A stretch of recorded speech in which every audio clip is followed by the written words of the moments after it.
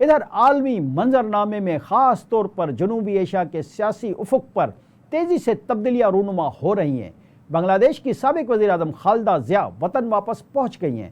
انہوں نے ملک میں انتخابات کروانے کا مطالبہ بھی کیا ہے۔ یاد رہے کہ اس وقت بنگلہ دیش میں ایک عبوری سیٹ اپ حکومت چلا رہا ہے جس کے سربراہ ڈاکٹر محمد یونس ہیں، جو چیف ایڈوائزر کے طور پر کام کر رہے ہیں۔ بلکہ اگر یہ کہا جائے کہ بنگلہ دیش حکومت کے اس وقت وہی کرتا دھرتا ہیں تو شاید غلط نہ ہوگا۔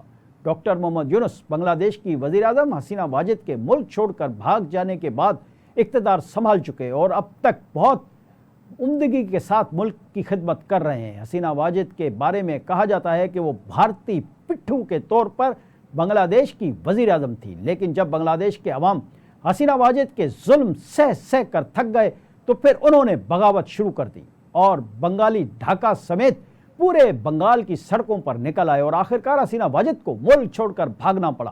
ان حالات میں خالدہ ضیاء کا وطن واپس آ کر نئے انتخابات کا مطالبہ کرنا بہت زیادہ اہمیت کا حامل ہے۔ غیر ملکی میڈیا کے مطابق خالدہ ضیاء بیماری کے باعث علاج کے لیے لندن گئی تھیں اور اب 4 ماہ کے علاج کے بعد وہ منگل کی صبح لندن سے واپس وطن پہنچ گئی ہیں۔ میڈیا رپورٹس کے مطابق خالدہ ضیاء کے استقبال کے لیے ڈھاکہ ایئرپورٹ پر لوگوں کی بڑی تعداد موجود تھی۔ قطر کے امیر شیخ تمیم بن حماد ال ثانی کی طرف سے فراہم کی گئی ایک خصوصی ایئر ایمبولنس میں وطن واپس پہنچی ہیں۔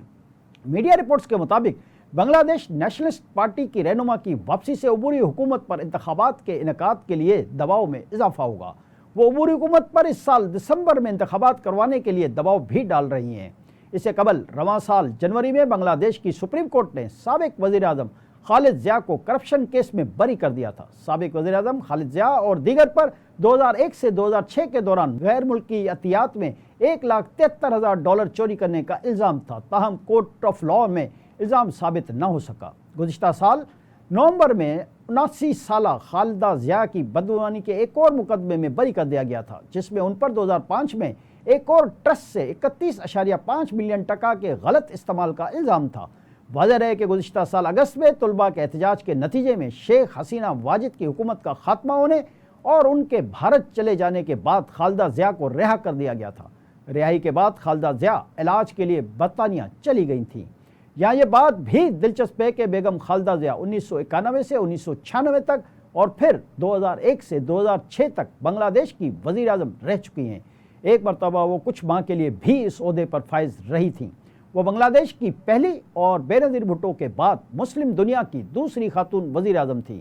آج کل پاک بھارت کشیدگی کے ماحول میں خالدہ ضیاء کی وطن واپسی کو بہت زیادہ اہمیت دی جا رہی ہے۔